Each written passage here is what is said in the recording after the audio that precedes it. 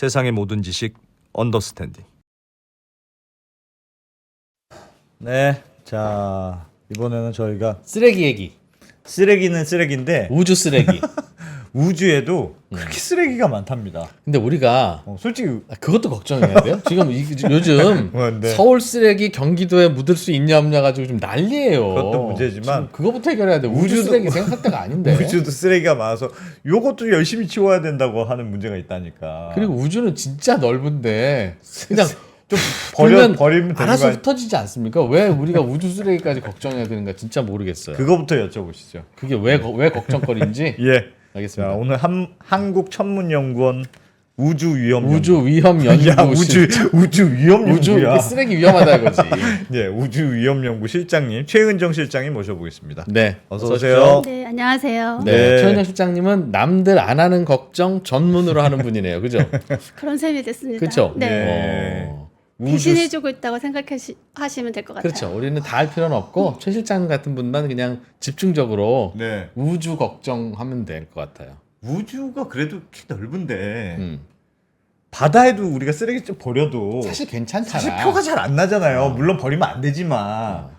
그래서 막 바다에 몰래 버리는 사람도 있지 않습니까? 근데 우주는 더 넓은데 그래. 쓰레기가 좀 있다는 게 그 우주 쓰레기가 예를 들면 뭐가 우주 쓰레기죠? 나는 우주에다 뭐 하나 버려본 적이 한 번도 없는데 태어나서. 그러니까 뭐 우리가 통상 얘기하는 이제 쓰레기라고 하는 게 이제 예. 쓸모없어서 버려진 물건들을 쓰레기라고 하잖아요. 예. 그러니까 우주 쓰레기라고 하면 우주에 버려진 물건이라고 생각하시면 되고 특히 이제 인간이 만들어서 우주로 보낸 것들 중에서 쓸모없어서 버려진 것들 또는 버려졌는데 그게 또 뭐 폭발이라든지 아니면 충돌로 인해서 생기는 파편들 이런 것들이 모두 다 이제 인공적으로 만들어진 물건은 다 우주 쓰레기라고 보시면 됩니다. 지구에서 우주로 던져버린 것 중에 지금 안 쓰고 있는 네. everything. 그런 것들이 다 우주 우주 쓰레기다. 쓰레기다. 네, 그렇습니다. 예. 그럼 계속 그거는 그냥 떠 있어요? 우리가 어, 올려보낸 거기에? 그렇죠. 그게 가장 이제 심각한 문제가 되는 거죠. 예. 왜 안 날아가? 계속 도는 거죠. 그러니까 우주 그 인공위성이 어디에 올려두면 계속 돌듯이 우주 쓰레기도 거기 한번 올라가면 밖으로 나가지도 않고 떨어지지도 않고 거기서 계속 돈다. 도는 이유가 돌면서 밖으로 나가고자 하는 원심력과 안으로 쏠리려고 하는 구심력이 평행되는 지점이니까 네, 네. 거기다 그래요? 위성을 올려놨는데 그냥 그 녀석도 그 습관적으로 계속 지가 쓰레기인데도 계속 계속 도는 거예요? 계속 도는 그게 맞는 거죠. 거예요? 맞습니다. 네, 일부 맞고 또 일부 약간 좀 차이가 있는 부분이 이제 조금 더 깊게 들어가야 되는 예, 부분이죠. 조금 배워보죠. 배워보죠. 네. 그럼. 그럼 우주 네. 쓰레기가 뭔지는 배웠고 네, 생기는 이유는 처음에 워낙 많이 올려서 그렇다? 어떻게 봐야 됩니까? 우선은 요 그림을 하나 보시겠습니다. 네. 실장님 표정이 아휴 답답하다 이러면 네. 자, 어디서부터 얘기해줘야 되는지. 제가 야 그런 표정이에요. 일단 배워보죠. 네. 지금 보시는 화면이 예.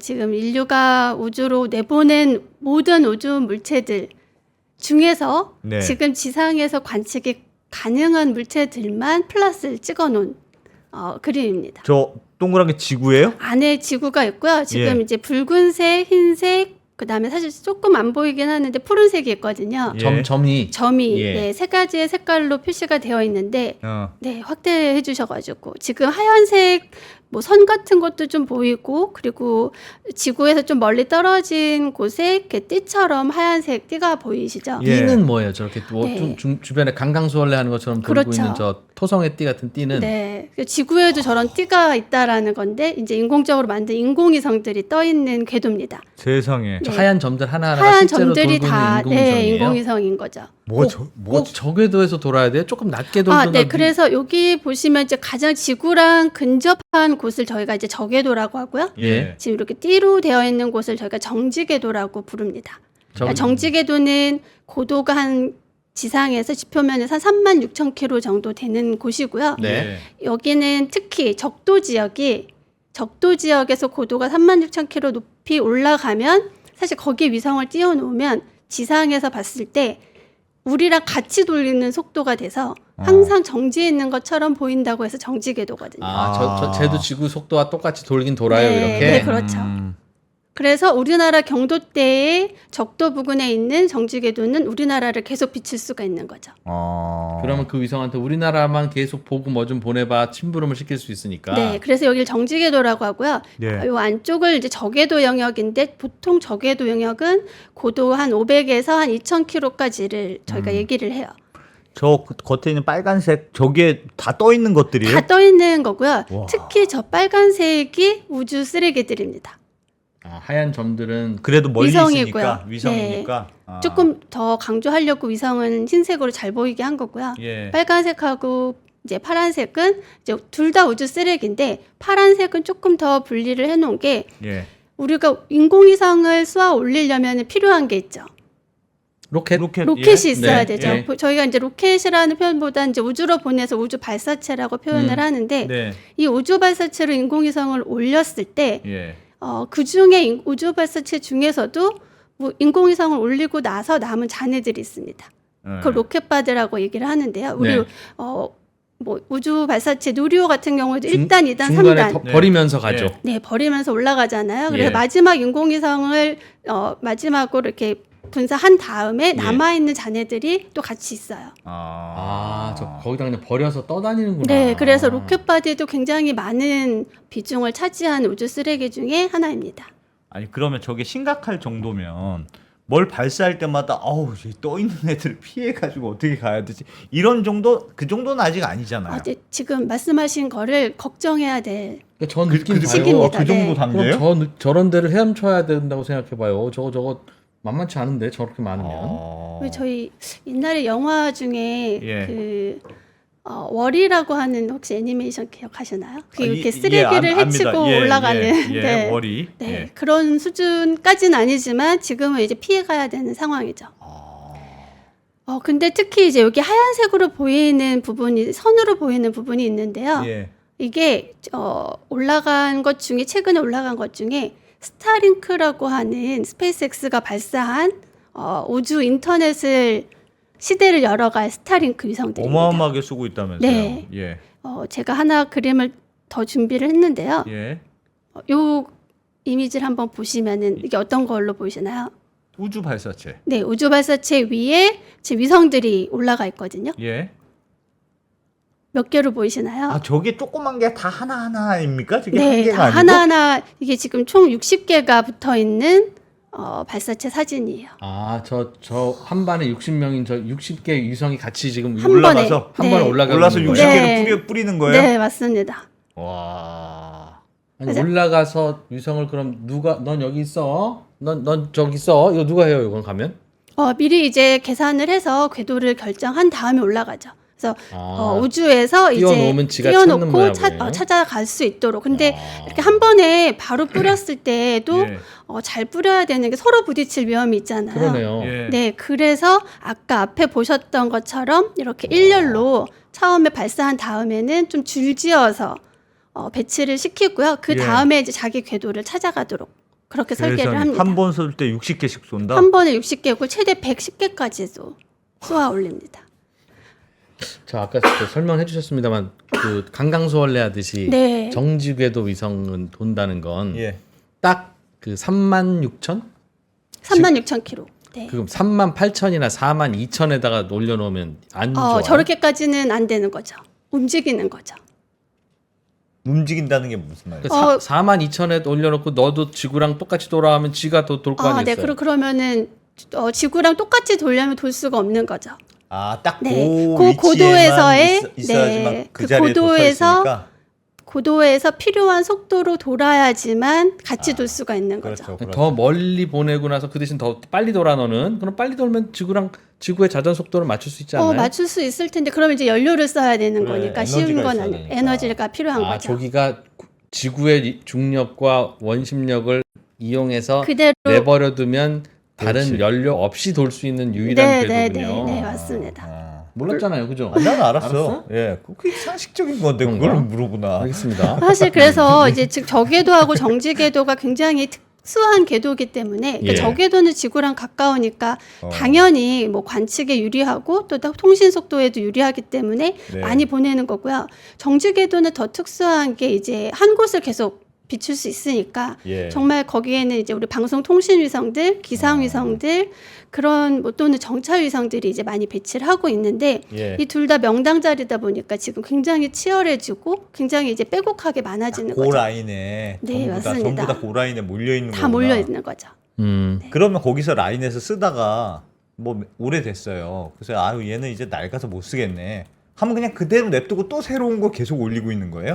지금은 그런 상태건죠. 아. 그냥 우주가 워낙 넓다고 생각하니까 사실 예. 초반에는 그렇게까지 생각을 못했고 저희가 앞부분에 사실 요 1957년에 스푸트니크 1호가 이제 처음으로 올라갔을 땐 사실 지구하고 달밖에 없었을 때잖아요. 예, 그렇죠. 그러니까 뭐 얼마나 쏘아 올린다고 해도 뭐 부딪힐 걱정을 하고 쏘아 올린 그렇죠. 시기는 아니었습니다. 그 다음에 사실 그런데 이제 사람들이 우주로 나가기 시작을 했죠. 네. 이제 그러면서 사람이 나간다는 건 결국엔 안전을 담보해야지만 되는 거잖아요. 돌아와야지 예. 되는 거니까. 그럼 우주에서의 여러 가지 환경들, 우주가 어떤 곳인지 알고 가야 되는 건데 그때 그러면 우주를 안전하게 이용하고 돌아올 방법이 무엇인지 찾을 때 예. 그 중에 하나의 위험 요소 중에 하나가 이제 우주 쓰레기가 됐었던 거죠. 근데 실장님, 우주 쓰레기는 제 생각엔 뭐 로켓이 올라가다가 유성은 버리고 나머지를 쓰레기를 이제 버리면 툭 버리면 그 툭 버린 힘으로 지구의 중력 때문에 지구로 쏟아지면 지구로 떨어질 거고 우주 반대 방향으로 하면 그 힘 받아서 영원히 마찰력이 없는 곳이니까 하여튼 어디든지 가지. 왜 저기에 모여 있어요? 어떤 이유로 모여? 어떤 힘이 작용해서 지구 주변에 그렇게 모여 있어요? 우선은 이제 지구 주변에 모여 있는 저궤도 위성들은 결국 임무를 수행하기 위해서 모여 있는 거고요. 예. 임무를 이제 다 쓰레기들. 마치고 나서는 연료가 없으니까 네. 이동하기가 어려운 거죠. 음. 사실 연료가 남아 있는 상태면 지상으로 떨어뜨리든지 말씀하신 대로 우주로 날려보내든지 할 수가 있는데 네. 사실 임무를 하는데 다 쓰는 거죠. 그럼 돌던 그 습관대로 평생 도는 거예요? 네, 그렇죠. 방치하는 거군요. 올린 애들이. 네. 아니 그럼 마지막에 배터리 떨어질 때쯤 되면 살짝 남겨놓고 그 배터리로는 그냥 우주 바깥쪽으로 탈출. 추진력을 한번 딱 줘라. 어. 그러면 그 추진력을 받고 점점점 뭐 빠른 속도든 느린 속도든 우주 바깥으로 갈 거 아닙니까? 그 생각을 안 하니 진짜 이 친구들 그냥 버리는 거지. 워낙 넓다고 생각하니까. 계속 돌라 그래. 난 몰라. 난 몰라. 그냥 난 또 올리면 그때쯤 되지. 난 이래서 안 다녀. 이제 어. 그런 거 아니겠어요? 이제 그렇게 좀 이제 고민을 하지 않았던 시기가 있었고, 예. 이제 아까 말씀드렸던 그런 스타링크가 지금 한 번에, 그러니까 재활용 발사체를 이용하면서 한 번에 60개씩 쏘아 올리다 보니까 사실 한 달에도 여러 번 쏘아 올리거든요. 예. 그러면 이제 수백 개, 수천 개가 굉장히 짧은 시간 안에 많은 네. 위성들이 비슷한 궤도에 이제 몰리게 되는 거죠. 예. 이제 그러면서 사실은 이제 우리가 아까 말씀하셨듯이 어디든 뭐 그냥 도도 상관없었던 그런 고민을 안 했던 시대가 이미 이제 지나갔다라고 보여지는 거죠. 위험합니까? 그냥 버려진 것들이? 네, 우선은 제가 그 앞부분에 좀 설명을 잠깐 드리면요. 예. 지금 이 그래프를 잠깐 보시면 왜 위험한지에 대한 몇 가지 요소들이 있습니다. 네. 우선 첫 번째는 많이 발사하는 거죠. 너무 많이 발사한다. 네, 우선 많이 발사합니다. 그러니까 과거에 사실 2018년 이전, 그러니까 스페이스X가 스타링크를 한 번에 60개씩 발사하기 바로 전에는 1년에 발사 횟수가 한 350여 회밖에 안 됐어요. 예. 물론 거기 안에 이제 뭐 위성 하나에 뭐 작은 위성들 여러 개 해서 이제 뭐 그 정도 올라가는 수준이었는데 여기 보시면 발사 횟수도 급격히 늘었지만 거기에서 위성도 같이 급격히 늘었죠. 빨강색이 이제 쏘아 올려지는 위성들의 머릿수 개수죠. 네, 맞습니다. 그리고 파란색이 발사 횟수고요. 발사 횟수고. 네. 평소에는 한 100개 정도 1년에 띄울까 말까 하다가 요새는 그렇죠. 3,000개는 기본인 시대가 됐군요. 네, 지금 2023년 기준으로 했을 때 2,600개 정도가 예. 쏘아 올려진 셈입니다. 그러니까 우선 많이 발사하고요. 네. 그런데 많이 발사하는 것만으로 이렇게 우주 쓰레기가 급격하게 증가하는 것만은 또 아닌 게요. 예. 많이 발사한 만큼 아까 걱정하셨던 그런 충돌 위험들이 실제로 발생을 하는 거죠. 실제로? 실제로. 그러네, 이제. 그래서 여기 보시면 그래프 중에 이제 점프하는 구간이 몇 군데 있어요. 네. 여기 지금 2007년하고 2009년인데요. 2007년은 사실 의도적으로 파괴하는 실험을 합니다. 의도적으로 쓰레기를 한번 어떻게 치워야 될지. 치워야 될지를 그런 좋은 의도로 한 건 아니고요. 예. 중국이 자국의 그 다 쓴 기상 위성을 한번 파괴해보는 그걸 저희가 에이셋이라고 해서 예. 안티 세틀라이트 테스트라고 하는데요. 위성 요격 무기 실험이에요. 이걸 하게 되면 위성을 파괴하니까 예. 한번 폭발을 하게 되면 얘네들이 파편이 수천 개가 생기거든요.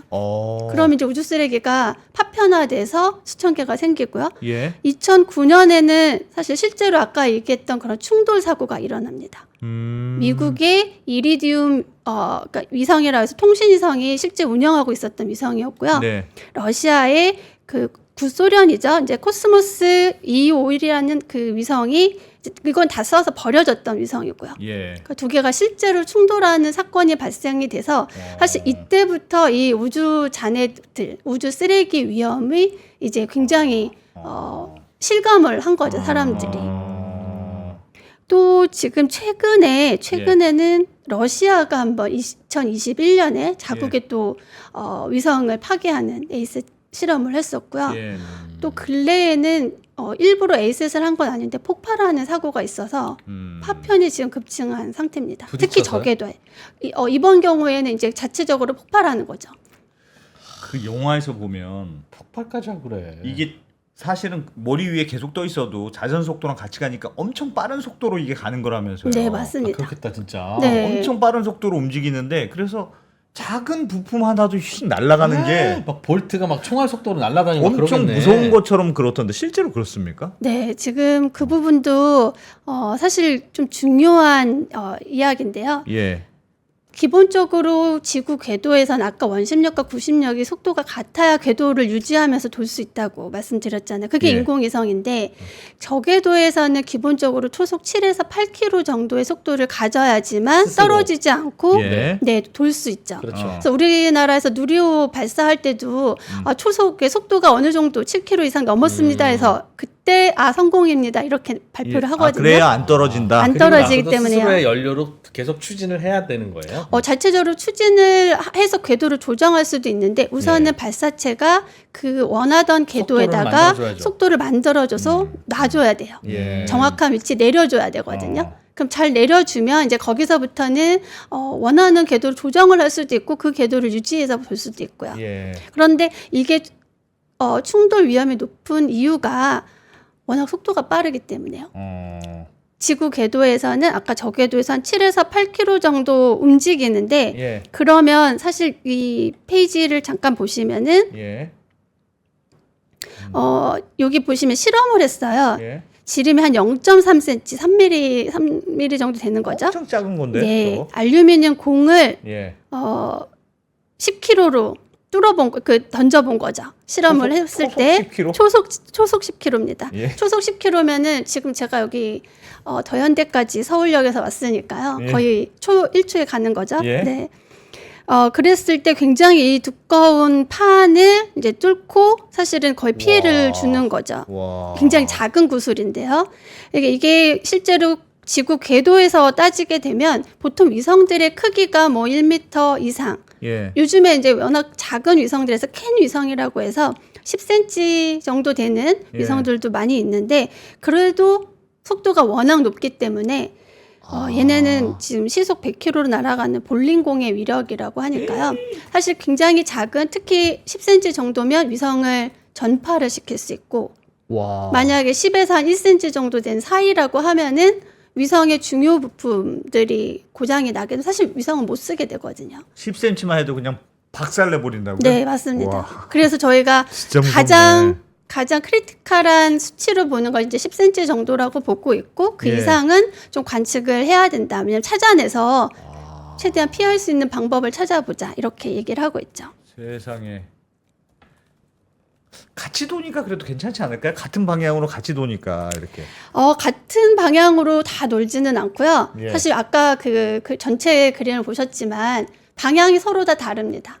지구를 중심으로 해서 어떤 거는 남쪽에서 북쪽으로 돌기도 하고 어떤 거는 약간 적도에서만 돌기도 하고요. 네. 어떤 거는 이제 남극과 북극을 해서 이야. 극지방을 도는 위성들도 있고 서로 방향이 다르기 때문에 네. 사실 상대 속도로 하면 초속 11km까지 나올 수 있는 거죠. 신호등이 있어야 되겠네. 신호등. 자 잠깐 멈추세요 하고 지나가. 네. 그래서 11km면요. 예. 어마어마하게 소리가 초속 얼마를 가죠? 이게 초속 400m가 그게 소리의 속도일 텐데. 저희 보통 이제 이렇게 초속 비교를 많이 11km? 하는 거는 총알의 속도로 많이 비교를 총알이 하고요. 속도가 어느 저도 정도입니까? 총알이 보통 초속 정말 빠른 게 초속 1km거든요. 그러니까 거기에 10배, 뭐 7배에서 10배 정도. 총알보다 10배가 빠른 게 말이 돼. 와. 네, 10배 정도 빠르다고 그게 보시면 되는 거죠. 날아다니고 있는 그렇죠. 거예요? 와. 네.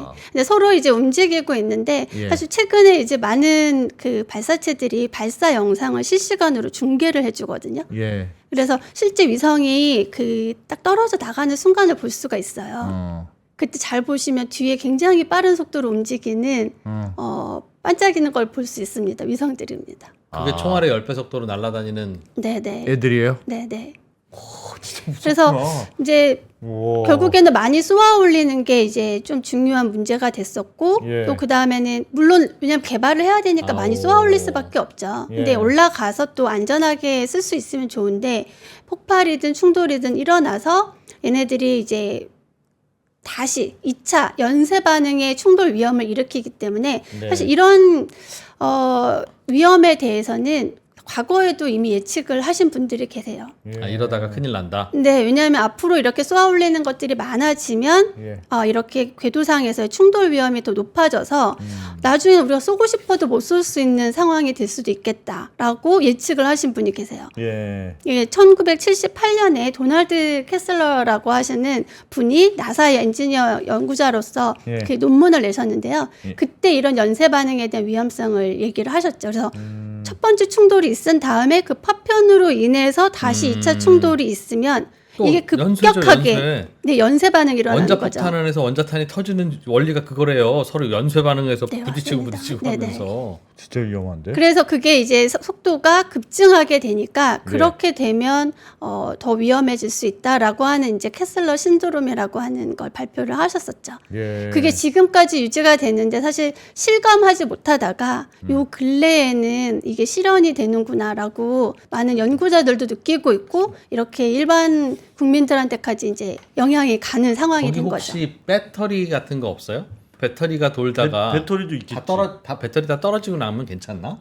불 나고 막 그러면 난리 날 텐데. 네. 사실 배터리 문제죠. 왜 지상에서도 배터리가 불나잖아요. 폭발했을 예. 때는 위험하잖아요. 예. 근데 이제 위성들이 대부분 전자제품이에요. 예. 네, 위성은 이제 결국에 우리가 컴퓨터 본체를 우주로 보낸 셈이거든요. 그럼 예. 거기에는 뭐 쿨링 시스템도 있고 아니면은 있지. 그쵸 하드도 있고 그 다음에 뭐 연결해주는 여러 가지 뭐 보드들이 있을 텐데 예. 얘네들은 다 전자제품이니까 어떤 열에 취약하는 걸 최대한 막았지만 다 쓰고 나서 이제 임무 수명을 다 끝마치고 나면 그냥 버려지잖아요. 그렇죠. 네. 그러면 사실 그때는 이제 운영을 안 하는 거니까 그대로 노출되는 거죠. 고온과 저온에. 뭐랑 네. 충돌하면 터지는데. 폭발할 네네. 텐데. 자체적으로 폭발하는 경우도 있고요. 왜냐하면 태양빛을 받았을 때 거의 한 네. 200도까지 올라가니까. 터지니까. 네. 아. 그래서 그런 부분들이 굉장히 이제 위험하다라고 좀 많이 알려져 있고, 예. 요 차트를 한번 잠깐 보시면은 그래서 결국에는 우주 파편들이 생기는 좀 많은 원인 중에 우리가 충돌 위험도 있고요. 그 다음에 폭발하는 위험들도 같이 좀 존재해서 최근에 일어난 그 러시아 위성 폭발 사건이 조금 가장 최근에 있었던 이슈가 됩니다. 이야. 그래서 이렇게 많이 증가를 하는 원인들을 이제 좀 찾고 있는데 예. 결국에는 우리가 많은 위성을 쏘아 올리고 우리가 이제 써야 되니까요. 예. 얘네들을 이제 어떻게 잘 관리하느냐의 이제 단계로 넘어온 셈이죠. 근데 룰도 없고 관리 주체도 없고 뭐 시행령도 없고. 스타링크가 원흉이네. 그렇겠네요. 스타링크. 원흉이라는 표현보다는요. 굉장히 그 어떻게 보면 좀 더 빨리 가속화되는 이런 문제점들을 빨리 드러나게 해준 거고 해결 방법을 찾을 수 있는 규제나 법들을 이제 고민하게 해준 거죠. 지들이 버린 거 지들이 갖고 지들이 오게 갖고 해야죠. 오게 해야지 그걸 그냥 어쩌려고 저거 근데 누가 우리나라도 저러고 이제 저러고 앞으로 버리고 많이 와. 쏘아 올려야 되기 때문에 네. 아, 야. 거기에 대해서는 지금 이게 지구 온난화보다 더 큰 문제인데? 조금 이제 크리티컬하게 보는 부분은 예. 이 차트에서 보시면은 우리가 사실 인공위성을 발사를 해서 쓰려고 하는 건 결국 임무를 수행하는 거잖아요. 네. 근데 임무를 수행하려고 하면은 가고 싶은 궤도가 있어요. 네. 네, 아까 말씀드렸던 그런 정지 궤도, 특수한 궤도. 예. 특히 여기 보시면 500에서 한 600km 사이에 많은 위성들이 몰려 있거든요. 저기는 왜 저렇게 몰려 있어요? 네, 여기가 가장 핫한 지역인 거죠. 따라 도는 지구 어, 자전이랑 따라 도는 특히 스타링크가 여기에 가장 많이 분포가 되어 있고요. 저건 통신 적도에 위성들. 있는 정지궤도 저거 아니죠? 네, 여기는 저궤도 영역입니다. 저궤도 저궤도 이제. 영역 중에서도 예. 뭐 500에서 한 2,000km라고 보지만 1,000km 넘어가면 또 너무 멀거든요. 그래. 그러니까 한 500km 정도가 딱 좋은 지역이에요. 올려놓고 도로예요. 안 떨어지는 딱 그런 싸게 올려놓을 수 있는 지역. 어떻게 보면 싸게 올려놓을 수 있는 곳이라서 많은 초소형 위성들도 많이 올라가고 있고. 그래서 저기가 부동산 가격이 비싸고. 그렇지, 비쌉니다. 강남이네 강남. 네. 종부세 특히 매겨야지. 수도권이지 수도권. 그렇게 비교하시니까 딱 와닿을 것 예, 같아요. 예. 네. 저렇게 그래서 저 위성 2개 이상 그 쌓아 올린 데는 종부세 내라 그래? 그 중과세 해야 돼. 네. 와. 결국에는 이렇게 좀 사실 누구나 쏘아 올릴 수 있는데 예. 사실 먼저 간 위성들이 있잖아요. 네. 그렇겠네. 그러니까 거길 피해서 다음 후속 위성들은 피해서 올려야 되거든요. 거기 같은 데 가면은 충돌 위험이 있으니까 피해야 돼요. 걔가 도는 라인보다는 그래도 최소한 한 100m는 떨어져서 도는 100m보다는 좀 더 멀어야 돼. 초속 7km니까 7km 이상은 떨어져야 돼. 그걸 다 요즘은 다 계산해서 올립니까? 그러니까 지금 지나가는 애들을 다 생각해서 그쵸. 여기 조금 뒤에다 할지 위에다 할지 밑에다 할지 그 이거 앞에 있는 생각해서 녀석이 정확히 딱 그 정확히 원을 돈다는 보장이 없잖아요. 얘도 살짝 삐끗하면 막 차선 넘어오고 막 그럴 거 아니겠어요. 그렇기 때문에 이제 많은 궤도를 설계할 때 이미 네. 이제 그런 기존에 있었던 우주물체들이 어느 궤도를 돌고 있는지 확인을 하고요. 네, 어느 정도 확인을 하고 보내야지만 되고 스타링크처럼 사실 궤도 조정을 하는 이제 위성들은 일반적으로 회피 기동을 할 수 있다라고 알려져 있는데 예. 회피 기동을 한다는 건 결국엔 연료를 쓰는 거고 예. 자기 임무 수명을 깎아먹는 일이거든요. 최대한 안 피하는 곳으로 가야지만 오래 쓸 수 있는 거죠. 그리고 총알의 10배 속도로 날아오는 걸 어떻게 회피해요? 같은 방향으로 날아가는 거야 천천히 보이지만 방향 다르면 자기 속도까지 더해서 큰일 더 났다. 빠를 텐데. 네, 그래서 이제 그 발사되는 이제 양도 많아지고 또 예. 발사한 후에 이제 관리도 어우. 지금 제대로 되지 않기 때문에 네. 이제 그런 문제들을 이제 많이 대두를 하고 있는데 사실은 더 직접적으로 와닿는 거는 지금 이 사진에서 보시는 내용들이에요. 쓰레기들이구나. 혹시 이게 어떤 사진으로 보이시나요? 우주 쓰레기 지상으로 떨어진 떨어지는 거예요? 네, 거예요? 맞습니다. 네. 와. 맨 왼쪽 좌상단은 떨어지면서 대기권으로 들어오면서 불타는 겁니다. 불타는 저 거를 찍은 거예요. 해성처럼 야, 그렇게. 이거 네, 되게 네. 이쁘다. 이게 이제 미국의 ATB라고 하는 위성이 이제 떨어질 때 예. 국제 공조를 통해서 실제적으로 찍은 사진이고요. 요 가운데에 있는 거는 이게 지금 아프리카 대륙에 떨어졌는데요. 이게 창정 5B 로켓 잔해예요. 2020년에 떨어진 거고, 예.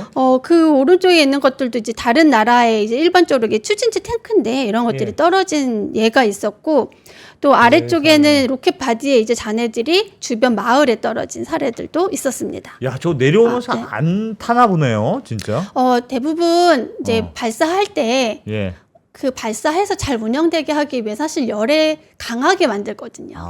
그래서 내려올 때도. 네, 내려올 때까지 생각을 못한 위성들이 사실 더 많고요. 예. 그런데 최근에는 이제 그걸 고려하기도 합니다. 그런데 기존에 한 70년대, 80년대 많이 올라갔던 특히 그 미소 냉전 시대에 올라갔던 많은 정찰 위성들은 예. 사실 연료 자체도 굉장히 위험한 물질들을 많이 갖고 있거든요. 그래서 떨어졌을 때 좀 이제 많이 위험해질 수 있다. 실질적으로 사례가 있었어요. 예. 78년에 떨어진 코스모스 954라고 하는 위성인데요. 캐나다 북부 지역에 떨어졌는데 예. 왼쪽에 있는 이게 이제 그 당시에 언론에 많이 나왔었던 사진들인데 방사능 오염을 시켰습니다. 아이고야. 왜 어떻게 왜? 그러니까 그 정찰 위성 자체가 핵 연료를 썼던 위성이었던 아하. 거예요. 위성이 움직이는 추진력이 우라늄을 써요. 대체로 다 그렇게 씁니까? 사실 70년대 이때는 좀 이제 그 냉전 시대에 발사를 했었던 위성들 중에서 특히 킬러 위성이라고 하는 이제 정찰 위성들 중에서 예. 그런 위성들은 아무래도 기동을 많이 하려고 했기 때문일 텐데 예. 당시에는 이제 이런 연료에 대한 것들이 핵 연료를 썼던 것들이 많이 남아 있었습니다. 예. 근데 이게 실제로 바다로 보통은 떨어지는데 이때 78년도에는 캐나다 북부에 떨어져서 와. 이 지역을 방사능 오염을 시켰고 예. 실제로 이 사건으로 인해서 국가적인 이제 배상이 들어갔었던 예죠. 이러면서 이제 떨어지는 위험도 이게 무시할 수 없구나.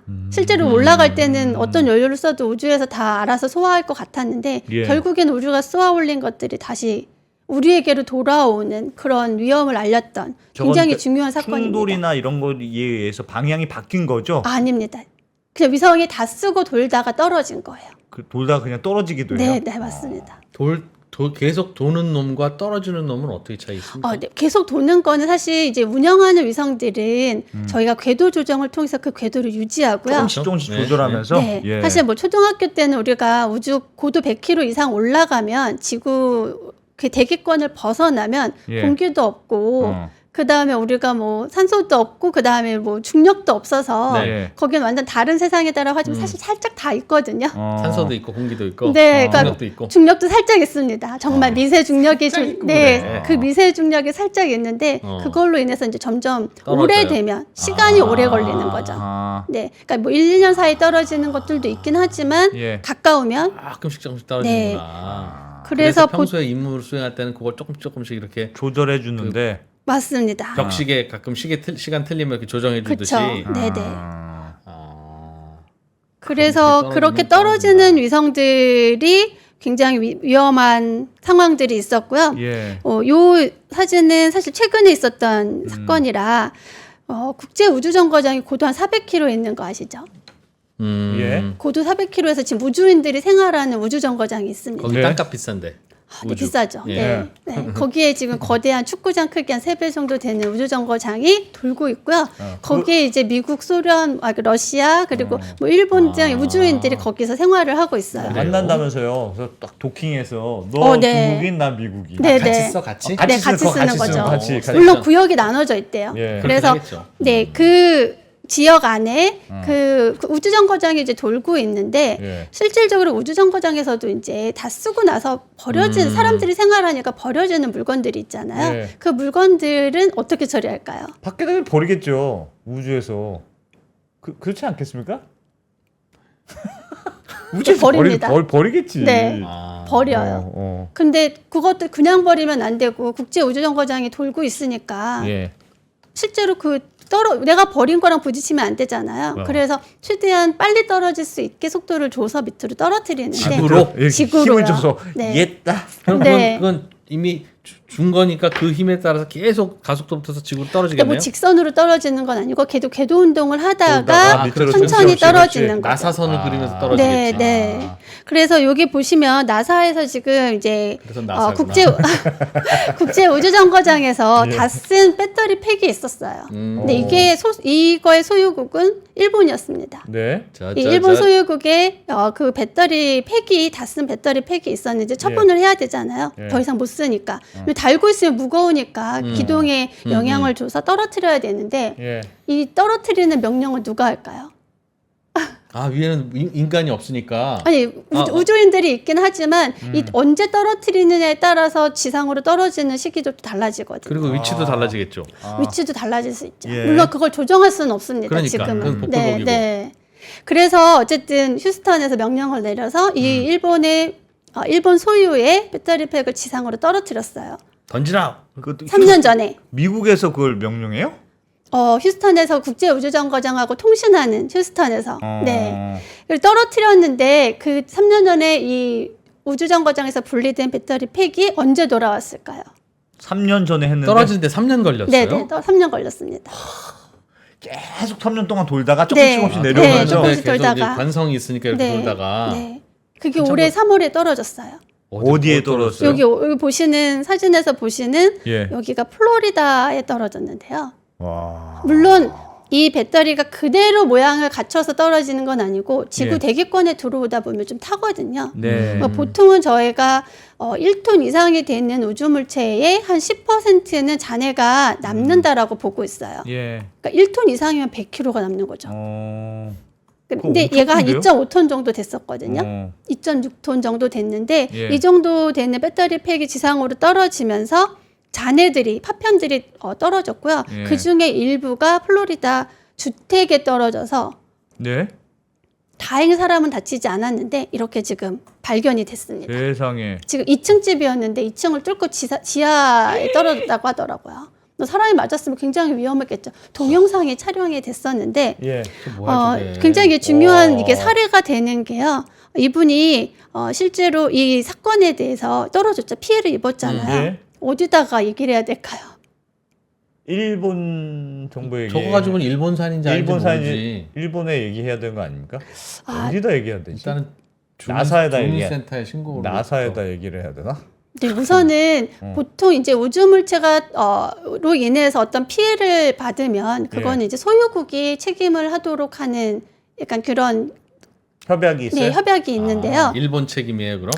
사실 이게 일본 책임이라고 그래서 이제 이걸 일본 책임이라고 해야 되냐 이런 논쟁들이 좀 있을 것 같은데 아직까지 있겠죠. 그게 드러나진 않았는데 이분은 나사에 배상 신청을 했습니다. 한 1억 1천만 원 정도 되는 예. 요 수리 비용과 정신적 피해를 해서 이제 냈는데 어떻게 처리될지 사실 저도 좀 궁금해요. 나사. 네네. 나사는 굳이 왜? 그러니까 하여튼 하여튼 우리나라 자기 나라에 있으니까 일단 한 거고 하여튼 당신들이- 네가 억울하면 일본에다 네가 소송해 뭐 이런 거겠지. 근데 사실 국가가 이제 해줘야 되는 거죠. 만약에 어. 그 정말로 다른 국가한테 피해 보상을 받아야 되겠다 하면은 받아달라면. 이제 국가가 외교적으로 풀어야 되는 상황입니다. 지금은. 위험한 근데 거네. 이따만한 배터리 팩이 떨어지면서 왜 이런 조각으로 변했어요? 우선은 대기권에 진입을 하면 사실 그 속도가 있잖아요. 진입하는 타요? 속도. 아, 네, 타니까? 많이 탑니다. 대체로는 그래서 거기서 그냥 재로 날아가 버리고 네, 그렇죠. 그러나 덜 탄 놈이 떨어지는 거네요, 그러니까. 그 중에 이제 일부 파편들이 잔해로 이제 남는데 그게 이제 보통 퍼지는 영역이 진행 방향으로 한 70km 정도 폭이 한 2,000km까지 날아가요. 그렇겠죠. 제기권에 이렇게 비스듬히 진입할 테니까. 네, 맞습니다. 네. 그러면서 탈 건 다 타는데 그렇죠. 남는 잔해들이 덜 탄 생기는 놈들은 거죠. 저렇게 지붕 위로 떨어지기도 그거 한다. 예상하기가 어렵겠는데요. 예상하기 어디로 어렵습니다. 떨어질지? 네, 예상하기 굉장히 어렵고요. 사실 그 얘기 조금 제가 더 드리려고 준비한 어머나, 자료가 예, 있어요. 예. 어머나, 그러니까 어머나, 사실 이거 그거를 잘 알기 위해서 우리가 좀 알아야 되는 내용들이 있습니다. 예. 사실 지금까지는 우주 쓰레기가 왜 위험한지 그러면은 위험하다고 하는데 그럼 어떻게 우리가 그걸 알 수 있는지 알아야 피해에 대비를 하든 대응을 하든 이렇게 할 수 있잖아요. 예. 물론 그게 지금은 쉬운 상황은 아니에요. 쉬운 상황은 아닌데 저희가 이 우주 물체에 대한 위험을 알아내기 위해서 우주 상황 인식이라는 개념을 좀 도입을 하는데요. 이건 예. 사실 상황 인식이라고 하는 건 사실 군에서 이미 많이 쓰고 있는 용어예요. 어떤 상황을 알아내는 거잖아요. 예. 지금 위험한 상황인지 그렇죠. 아닌지. 네. 예. 그거를 그런 정보들을 알기 위해서 관찰하고 분석해서 식별하는 활동을 하는 거죠. 예. 그러니까 결국에는 우리도 우주 물체들이 얼마나 많이 있는지 실제로 누리호가 뭔가 우리나라 위성을 쏘아 올리고 나면은 그 다음엔 어떻게 찾는지 혹시 아시나요? 어떻게 찾냐고요? 네네. 올렸어요 위성을. 통신이 계속 돼 있으니까. 근데 통신이라고 하는 위치 건 추적하듯이 이렇게. 그렇죠. 통신을 하려면 안테나를 지향을 해야 되잖아요. 네. 어디에서 도는 놈인지 그러네. 그렇죠. 안테나를 지향하려고 하는데 안테나 지향을 뭘로 할까요? 우리 손 들어봐라, 오바. 우리 손 들어봐라. 그러네요. 그러네. 안테나 지향을 하려면 걔가 어디 있는지 알아야 그렇죠. 되거든요. 예. 그걸 먼저 아는 게 우주 상황 인식이에요. 그래. 그걸 어떻게 합니까? 학교 네. 운동회 할 때 우리 자식 찾기 되게 어려워. 그걸 내 어떻게 새끼 알아? 어디서 뛰고 있는 거야? 다른 위성을 통해서 알아야 되나? 그거를 지금은 지상에서 망원경이나 레이더로 관측을 합니다. 이거 쏘아 올릴 때부터 계속. 네, 이렇게. 맞아요. 네네. 진짜 실제로 원시적이다. 보는 거죠. 진짜 원시적이다. 원시적이라고 할 잠깐 수 놓치면 있지만. 큰일인데. 네, 맞아요. 엄청 빨리 가야 돼. 초당 10km로 지금 날아가는데. 놓쳤다는 게 말이 돼. 사실 과거에 우리가 어. 저는 거기까지는 아니지만 정말 고대 시대에는 별을 보고 방향을 찾아서 갔잖아요. 예. 네. 자기 위치를 아는 게 결국엔 제일 중요한데 어. 그 위치를 찾아내는 이 개념이 우주 상황 인식이라고 하는 거고요. 예. 얘를 하기 위해서는 여기 보시면 관측을 해야 되는 기술들이 있습니다.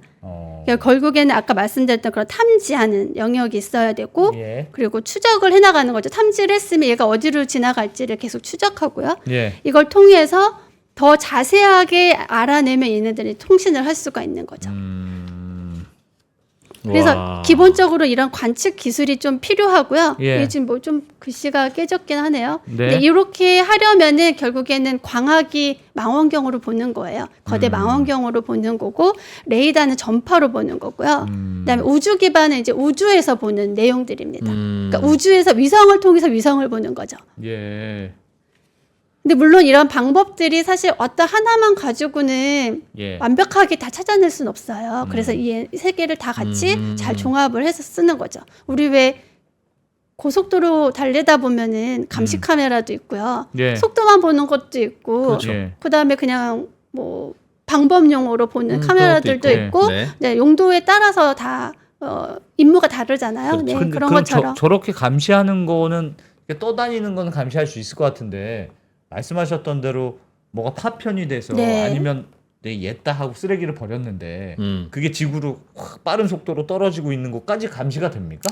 아, 그것도 사실 감시를 잘 해야 되는 상황인데, 예. 저희가 보시면 요 준비한 차트 보시면은 떨어지는 것들을 하나씩 예측을 합니다. 물론 그 보통 위성은 다 궤도 운동을 한다고 말씀드렸잖아요. 예. 우리가 뉴턴의 법칙 서로의 두 개의 만유인력으로 인해서 서로 잡아당기는 힘들을 계산을 하는데 네. 얘네들이 실제로는 굉장히 뭐 균일하게 아까처럼 뭐 저희가 초속 7km라고 했지만 얘가 항상 똑같이 이렇게 움직일 거라 생각하지만 지구는 완전구가 아니고 중력이 사실 조금씩 달라요. 예. 그리고 또 태양 활동 극대기엔 태양 복사압도 달라지고요. 지자기의 영향도 달라지고 또 달의 영향도 받습니다. 그러니까 예. 여러 가지 협동을 받기 때문에 위성이 우리가 생각하는 위치에 항상 있진 않아요. 얘네들을 이제 잘 관측을 해서 관측한 값들을 잘 보정을 하면 정확한 위치를 찾아내는 이런 궤도 결정, 추정 과정을 거치는데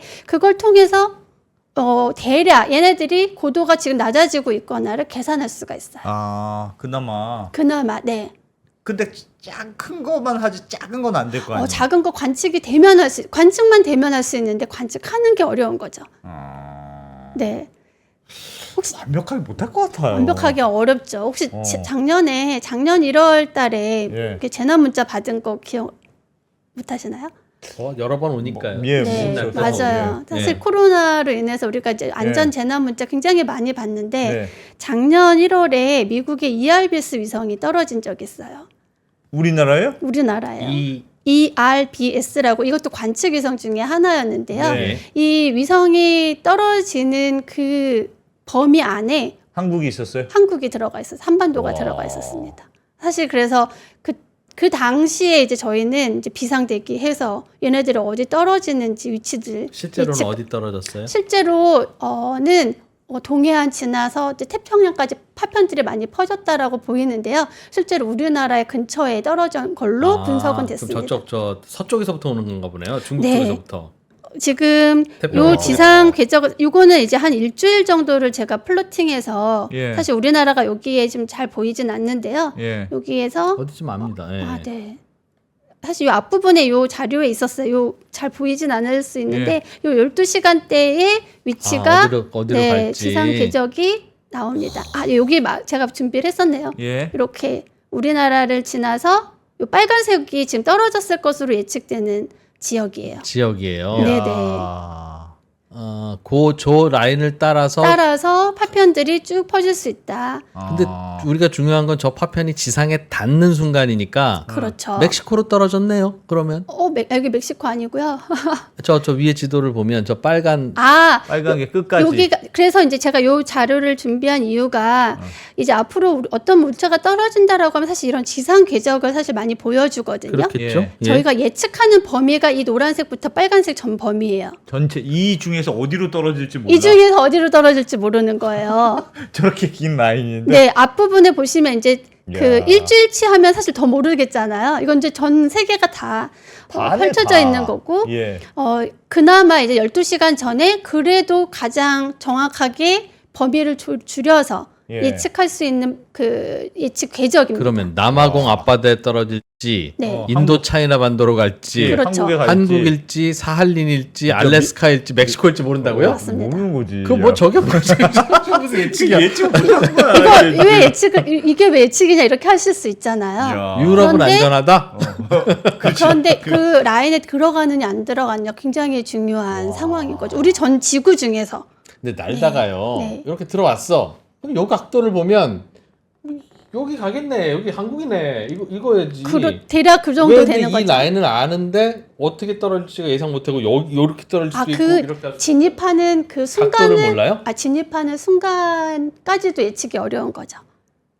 그래서 그래서- 언제 진입할지도 정확하게 그렇죠. 모른다. 그거를 정확하게 알아내는 게 중요한데 그러려면 이제 관측이 되는 값들이 많아야 되는 거죠. 네. 결국엔 관측 기술이 더 정확한 값들을 이제 줘야지만 우리가 좀 더 정확하게 예측할 수 있죠. 저게 만약에 큰 게 예를 들면 떨어졌어요. 그러면 무슨 위성 그 해성이 뭐 큰 게 들어온 것처럼 폭발이 큰 거 아닙니까? 쬐끄만 게 들어와야 그냥 지붕 구멍 뚫고 들어오는 거지. 만약 큰 게 들어왔는데 그게 이제 좀 주요 시설이라든지 예. 이런 데 했을 때 이제 사회적 피해가 더 클 걸로 예상을 하는 거고 이제 물론 이제 사람이 맞을 확률은 뭐 번개 맞을 확률보다 더 높냐 낮냐 뭐 이런 거 따질 수도 있는데요. 예. 사실 그래도. 아까처럼 그렇게 주택이 떨어졌을 때는 정말 그럼 위험한 그럴 수 상황이 있지. 되는 그럼요. 거잖아요. 뭐가 떨어질지 알아요. 근데 또 중요한 거는 저희가 이제 얘기하는 거는 결국에는 이제 뭐 하늘에서 뭔가 떨어질 때 예. 그게 뭔지 모르는 상태를 사람들이 더 두려워하거든요.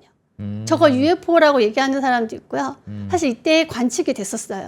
예. 떨어지는 뭔가가 떨어지는 네네 게 떨어지는 게 우리나라를 지나가는 게 관측이 됐어요. 그래서 저희가 확실하게 이 궤적이 예측한 범위가 맞았구나. 근데 실제로 저희는 저 정도 예측을 했는데 뭐 미국이라든지 유럽이라든지 예측한 범위는요 사실 더 길어요. 더 길어요. 네네 관측이 됐다는 건 대기권 안으로 들어왔다는 건데, 그죠? 맞습니다. 그 인공위성 덩어리가 안 타고 남은 놈이 이렇게 컸었어요? 타고 있는 중에 이제 관측이 되는 거죠. 그래서 그런 사건도 있었기 때문에 좀 더 이제 심도 있게 저희가 보고 있는 거고요. 결국에는 이 우주 물체들이 떨어지거나 충돌하거나인데 얘네를 사실 잘 관측한 아까 관측 기술이 그러네요. 굉장히 중요합니다. 근데 네. 아까 광학이나 레이더 제가 잠깐 스쳐갔던 표들이 있긴 하지만 예. 아직까지는 그 정확도가 미국도 가장 지금 전 지구적인 우주 감시라고 있는 미국도 완벽하지가 않아요. 그래서 지금 그 기술들을 많이 올리려고 하는데 결국에 많이 분포를 시켜놔야 되거든요. 지금 저희는 거의 미국에서 오는 자료만 가지고 사실 분석하는 아이고야. 내용이에요. 그러면 빨리 올라가서 쓰레기 청소하듯이 그냥 못 쓰는 거 좀 우주에서 좀 주워 담아가지고 뭐 그렇게 뭔가 그야말로 청소, 그야말로 쓰레기 청소를 해야 되는 거 아닙니까? 가만히 있는 거면 가서 우주에 가서 이렇게 당구 큐대 같은 걸로 툭 치기만 하면 그쪽으로 계속 갈 거 가는데, 아니에요. 그러니까 나는 그렇게라도 청소를 하자 싶었는데 날아가니까 총알의 10배 속도로 돌아가는 놈을 어떻게 큐대로 하죠? 나도 같이 날아가니까 쟤도 날아가지만 같이 나도 날아가면서 이렇게 쏘아야 된다고?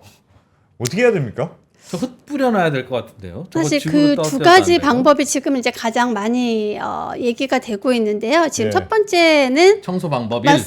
청소 방법 1은 가서 예. 직접 치운다. 네. 올라가서 직접 누군가 하나씩 올라가서. 치운다. 치운다는 게 뭐예요? 싸워요? 잡아요? 잡아가지고 대기권으로 버리는 거죠. 아니 대기권으로 버리면 저렇게 자꾸 안 탄 놈이 지붕 위로 떨어지고 그러니까 맞아요. 대기권 반대로 버려야죠. 반대로 버리면 가면서도 충돌 위험이 있잖아요. 그리고 연료가 더 많이 듭니다. 어디로 갈지 몰라요. 그래서 밑으로 그냥 던지는 그래서 거예요? 우선은 대기권으로 작은 것들은 특히 지구랑 가까운 우주 물체들은 지구로 떨어뜨리는 게 가장 쉬운 방법인 거죠. 그럼 웬만하면 탈 것이다라고 생각하고 네. 반대로 던지면 가다가 다시 내려와요? 중력을 중력 때문에? 이겨서 가야 되니까 중력을 그런 이겨서 내보내는 그 추력을 내기가 어렵고요. 우선은 네. 그렇지. 도는 건 가능한데 반대로 날아가는 건 어렵다. 그건 추력을 내야 되는 거죠. 그렇지, 그렇지. 그럼 연료를 에너지를 써서 써야 내야 되는 되니까. 거죠. 근데 실제로 살짝? 자체적으로 그 이동을 시키는 경우가 아까 그 말씀드린 정지궤도에서는 이미 하고 있어요. 왜냐하면 정지궤도는 아까 한정된 공간이라고 했잖아요. 같이 예. 그러니까 그 공간에 우리가 무궁화 위성이든지 아니면 우리나라의 천리안 위성 같은 거 하나 그 궤도에 잡아놨어요. 예. 다 썼는데 얘가 그대로 있으면 우리가 거길 또 못 써요. 그렇죠. 그래서 얘는 반드시 재건축. 연료를 다 쓰기 전에 음.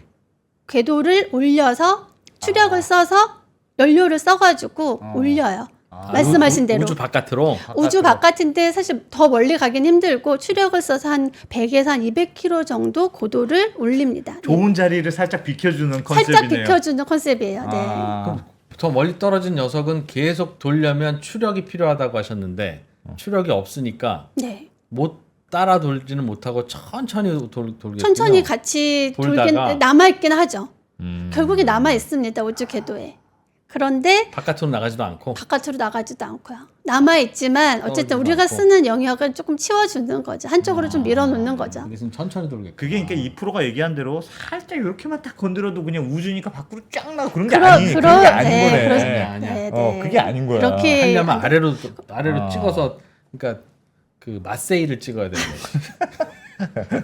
네, 우주로 사실 어디로 보낼지 모르는 상태를 그냥 추력을 줘서 지구를 하는 건 위험한 태양계를 거고. 떠나보내거나 이렇게 하는 것도 사실 위험한 게 언제 다시 마주칠지 몰라요. 아, 네. 그러니까 우리가 아는 곳에 갖다 놓는 게 사실은 가장 안전한 방법 중에 우주 하나라고. 바깥으로 던졌는데도 그놈이 다시 지구로 올 수 있다고요? 다시 뭐 이렇게 궤도를 잘못 설계했다거나 하면은 다시 그러다가. 돌아올 수도 있고 아니면 우리가 우주로 나가는 공간 어딘가에서 부딪힐 위험도 있는 거고요. 네. 지금은 어쨌든 정지 궤도는 고도를 한 100에서 200km 올려서 거기를 예. 저희가 파킹 오빗이라고도 하고 예. 그레이브 야드라고 해서 이제 무덤 궤도라고도 합니다. 다 예. 쓴 것들 버려지는 공간이요. 아, 그런 라인들이 있고. 라인을 아예 만들어 놨어요. 아. 그래서 거기에다가 버리고 저 다음에 천리안 다음 후속 위성은 이제 거기다 갖다 놓는 거죠. 빨리 갖다 놔야 돼. 안 그러면 뺏기니까. 아, 네. 그런 것도 그것도 주차장 꽉 차면 늘 데 없을 듯이. 이야. 그래서 저궤도는 대기권으로 재진을 시키는 방법이 있고 정지궤도는 이제 무덤 궤도로 옮기는 방법이 있고요. 사실 이 최근에 굉장히 이슈가 많았던 게 이제 직접 제거하는 방법들을 위성을 보내서 위성을 제거하는 방법을 쓰려고 했어요. 저 잡는 건가요? 저 오른쪽 네. 그림은 이렇게 왼쪽은 팔이 이렇게 잡는 거예요? 왼쪽은 그물이고요. 예. 오른쪽 로봇팔이에요. 어. 이 오른팔, 그러니까 로봇팔로 하는 거는 이사의 유럽에서 만드는 지금 위성인데 이게 잡으려고 하는 그 타겟이 네. 로켓바디에 남아있는 로켓바디. 그래서 걔를 수거해 오겠다라는 계획을 갖고 지금 만들고 있는 중이고요. 예. 아직 실현되진 않았습니다. 네. 아. 아니 근데 저걸 잡아도 어차피 할 수 있는 건 그냥 땅으로 버리는 거밖에 없잖아요. 사실 자폭하는 셈인데요. 잡아서 같이 떨어지는 거죠. 그래서 사실 같이 이 죽자 우리 네. 같이 죽자. 논개. 논개지 논개. 이렇게 와. 하나씩 수거하는 거는 사실 비용 대비 그렇겠어요. 효율성이 예. 담보되지는 않습니다. 그런데 중요한 거는 정말 우리가 피해를 입을 만한 거라고 하면 가서 어떻게든 건드려 놔야지만 궤도를 바꾸거나 그러겠죠. 할 수 있으니까 이런 실험들을 많이 하고요. 사실 이 우주 쓰레기를 제거하는 그런 기술들은 이게 약간 이제 우주 개발의 양면성이에요. 다른 분야도 마찬가지지만 다 군사 기술하고 연결이 네, 될 네. 거거든요. 예. 결국에는 얘네들이 킬러 위성이 되면 적국의 위성을 파괴할 수도 있고 또 무력화시키는데 사용이 되면 이제 그런 게 군사 위성이라고 많이 불리기 때문에 사실 그런 위험들도 많이 있습니다. 혹시 저거를 그 쓰레기가 인공위성이 돌아다녀요. 그럼 그걸 뭘 탁 던지면 팡 터질 거 아닙니까? 속도도 빠르니까. 그러면 파편화되면 애들이 힘이 없어서 돌긴 돌지만 네. 결국 그냥 다 떨어지지 않을까요? 걔네들이 파편이 되면? 근데 파편화 된다고 해서 그 속도를 그 궤적에 맞게 설계한 게 아니기 때문에 어떻게 될지 모르는 어떻게 거죠. 될지 모르는 거예요. 네, 대부분 궤도에 많이 남아 있고 어. 떨어지는데 굉장히 오랜 시간이 걸립니다. 보통 우리가 저궤도에서 한 25년 룰이라고 해서 예. 25년 안에는 자연적으로 떨어지도록 설계하도록 해요. 그래서 더 멀리는 못 보내도록. 25년이 걸려요? 25년이요. 한 500km 정도면은. 예. 네. 와. 그러니까 만약에 자기가 제어하지 않으면 오랫동안 남아있다라는 게 사실 파편이 되더라도. 네. 최근에는 이제 유럽 같은 경우에는 예. 제로 데브리 차터라고 해서 우주 쓰레기를 0으로 만들겠다라고 어떻게, 하는 어떻게 헌정을 만들- 발표를 하긴 예? 했는데요. 어떻게 그 가능해요? 그러니까 최대한 우주 쓰레기 만들지 않겠다라는 다짐인 거죠, 하나의. 쓰고 난 다음에 우리가 가져올게 이런 건가요? 네, 쓰고 난 다음에 대기권에 재진입시키든지 아니면 어. 정지궤도처럼 자연적으로 다른 궤도로 옮기든지 예. 우리가 자발적인 노력을 하겠다라는 이제 그런 약속들을 지금 천명을 하고 있고 예. 또는 이제 직접 수거하는 것도 그 중에 하나가 되겠죠. 어. 그래서 지금 이 차트를 보시면 유럽 같은 경우에는 그 데브리 미티게이션 리퀘어먼트 또는 미티게이션 가이드라인이라고 해서 예. 직접 얘네들이 재진입시키거나 또는 레이저로 위성의 궤도를 변경해서 떨어뜨리거나 아니면 뭐 다른 로보팔 같은 이런 것들 아까 써가지고 클린 스페이스를 유지하겠다라는 이런 프로젝트들을 지금 수행을 하고 있습니다. 아, 대단하다. 네. 이거는 그 사실은 쏜 사람한테 책임을 좀 물어야 되는 거 아니야? 우리 쓰레기 버릴 때도 쓰레기 봉투 종량제처럼 야 봉투로 사 네가 아니면 탄소 배출했으니까 네가 책임져 탄소 배출권을 사 이런 식으로 하듯이 일론 머스크한테 네가 많이 몰렸으니까 수고도 네가 책임져 이렇게 책임을 부여해야 되는 거 아니에요? 사실 그게 가장 이제 중요한 이제 법과 규제로 넘어가는 단계잖아요. 예. 그럼 이제 그거는 개발보다는 정책적으로 또는 이제 전 세계가 이제 국가적인 어떤 조약이든 협약이든 또는 법적인 아주 강성법으로 규제를 하든 이제 그런 논의를 해야 되는데 그렇게 따지면 지금 지구 온난화 다 영국이 책임지고 프랑스가 책임져야지. 그 우리한테 뭐라고 할 거 아니죠. 다 지들이 다 산업혁명 그렇죠. 이후로 대부분 그래서 다 뿜어냈지. 그런 그게 나쁜 부분들의 논의가 지금 굉장히 활발하게 이루어지고 있고요. 아까 말씀드렸듯이 떨어졌을 때 그 피해 보상을 어떻게 할 것인지, 그다음에 또 충돌 위험이 있어요. 두 예. 개가. 예. 그런데 하나는 회피 기동을 둘 다 회피 기동을 할 수 있는 운영 중인 위성이면 예. 그럼 누가 회피 기동을 해야 될까요? 그게 네가 비켜라 내가 비켜라 네네. 이런 거예요? 서로 야 네가 비켜 네가 그러네. 와 그런 문제도 생길 수 있고요. 예. 또 만약에 피해를 입었으면 이제 피해에 대한 보상도 있을 수 있고 또 이제 앞으로 정말 많아지는 이 우주 물체들이 지금은 미국이 주는 정보들이 굉장히 많아요. 미국이 전 세계에 이제 그런 네트워크를 깔아서 망원경 그다음에 레이더 이런 자료들을 우선은 일부 공개하거든요. 예. 근데 물론 공개하는 거는 정밀도가 굉장히 낮습니다. 그냥 우선 이런 거라고 맛을 좀 보라고 하는 그런 개념이고요. 어느 정도 그냥 이렇게 맛보기 쓸 수 있을 정도. 예. 네, 자세한 정보는 안 알려줘요. 그러니까 그런 게 다 이제 우주 안보하고도 연결이 돼서 실질적으로 지금 아까 제가 우주 상황 인식이라는 얘기를 했는데 네, 지금은 네. 우주 영역 인식이라는 걸로 조금 더 발전이 됐습니다. 영역 인식. 네. 예. 그 영역이라고 하면 뭐가 생각나세요? 우리 영토. 영토. 영토, 영해. 우리 거, 네 거. 네네, 영공. 근데 우주라고 하는 거에 우주 영역이라는 표현에 대해서도 사실 아직도 논의가 많이 되고 있거든요. 우주 우리의 우주 영역이라고 할 것인가. 야. 네. 그래서 그런 논의들이 많이 되고 있는 와중에 사실은 이제 2019년에 트럼프 대통령 당시에 우주군이 만들어졌습니다. 미국에. 예. 네, 스페이스 포스가 만들어지면서 이 우주 영역 인식으로 우주 상황 인식이 확대가 됐고요.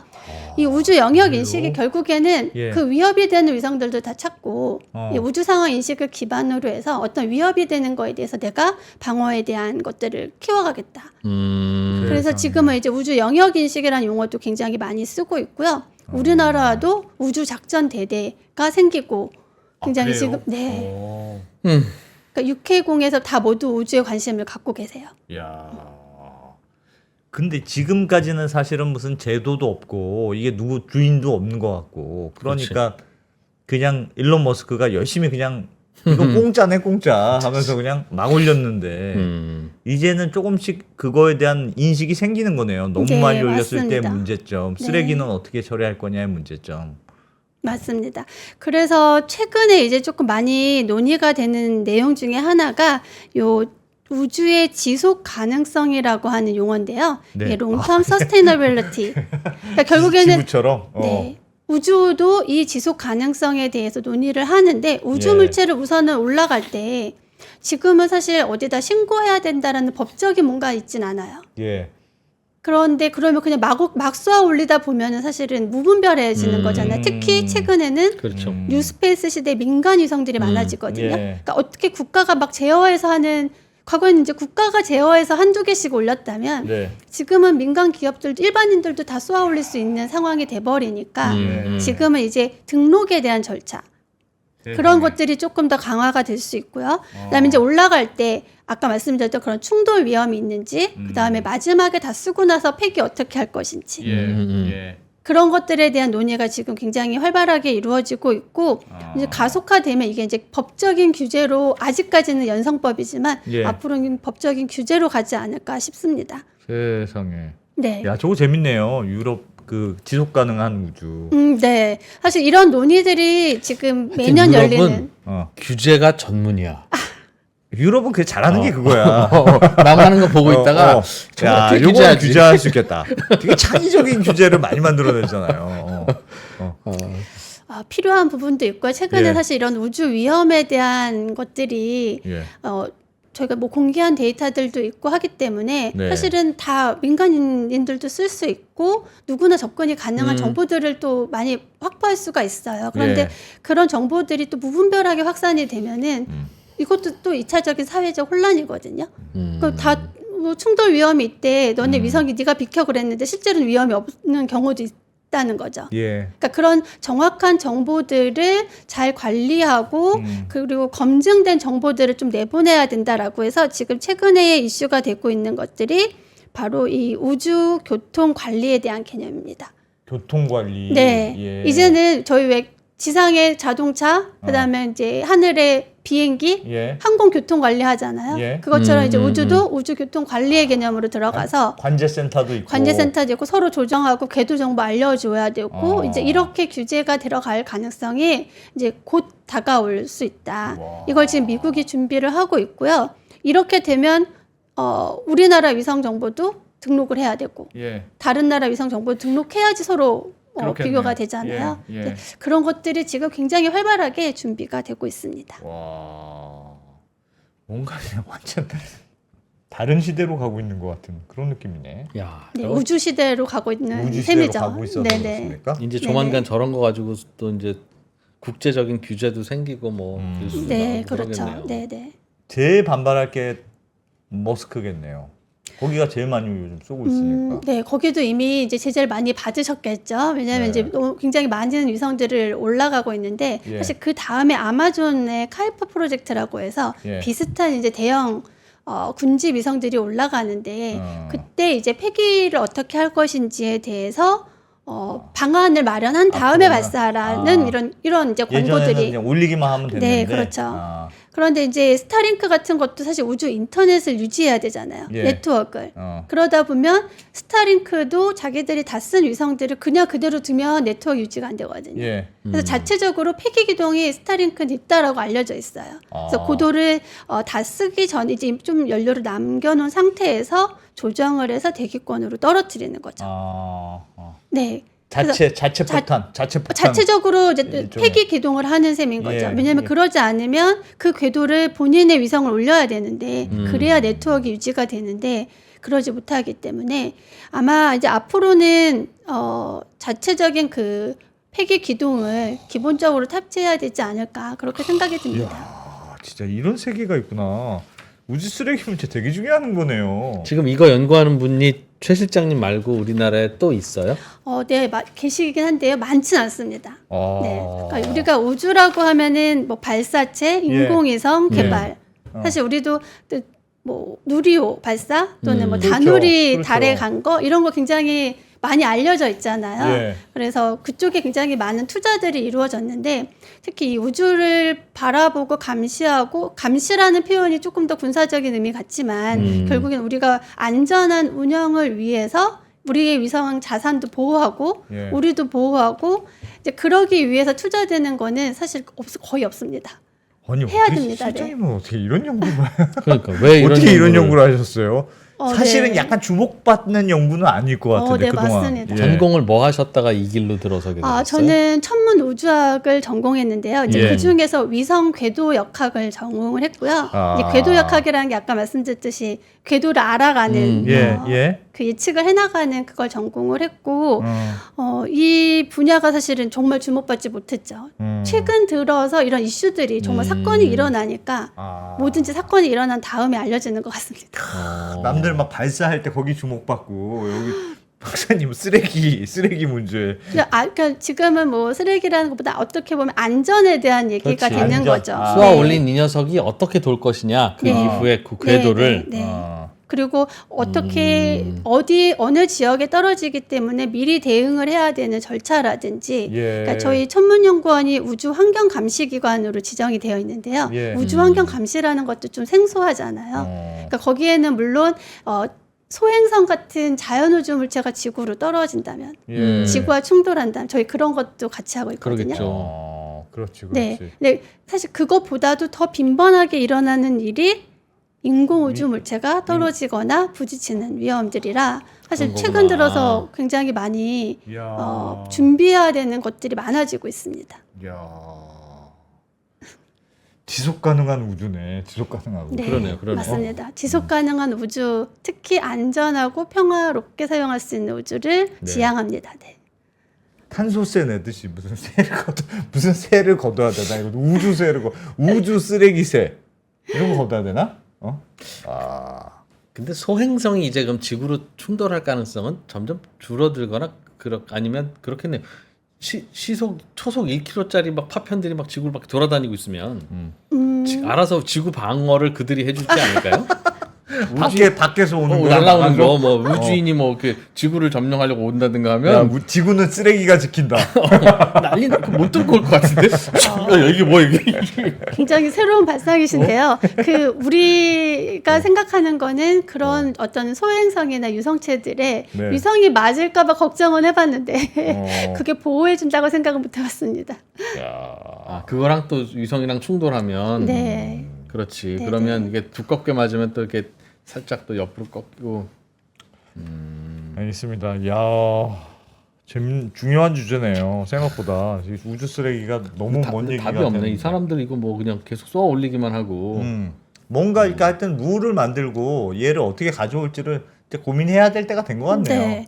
사실 제가 마지막에는 조금 예. 저희 네. 쪽 하는 얘기를 잠깐 네, 담았는데요. 네. 재밌겠습니다. 해주시죠. 저희 천문연구원에서 그래서 이 우주위험 대응에 대한 시스템을 좀 만들고 있어요. 오. 네, 이 이건 부분이 우리나라뿐 아니라 네, 아직은 우리나라 위주로 하고 있고 예. 앞으로 아까 그 우주 교통 관리라든지 그다음에 이제 유럽과 이런 협력을 통해서도 발전을 해 나가야 되는데 예. 아까 말씀드렸지만 우주 발사체나 인공위성 개발하는데 워낙 노력이 많이 들어가다 보니까 굉장히 소홀했던 분야잖아요. 이제 작년부터 시작했습니다. 아직 된 게 없는 거예요. 이제 시작해야 되는 단계고 여기에 이제 자료 처리라든지 분석에 대한 것 그래서 정말 문자가 자주 안 오는 게 가장 좋은 거지만 정말 위험하다라고 하면 그런 이제 대비를 할 수 있도록 하는 시스템을 만들고 있고요. 네. 뭐 제가 하는 거는 그 중에서도 아까 그런 궤도를 잘 알게 하는 거라서 이제 제가 이름을 붙였어요. 카시오페이아라고. 카시오페이아 별자리 중에 제가 제일 좋아하는 별자리 이름이라서 붙였고요. 네.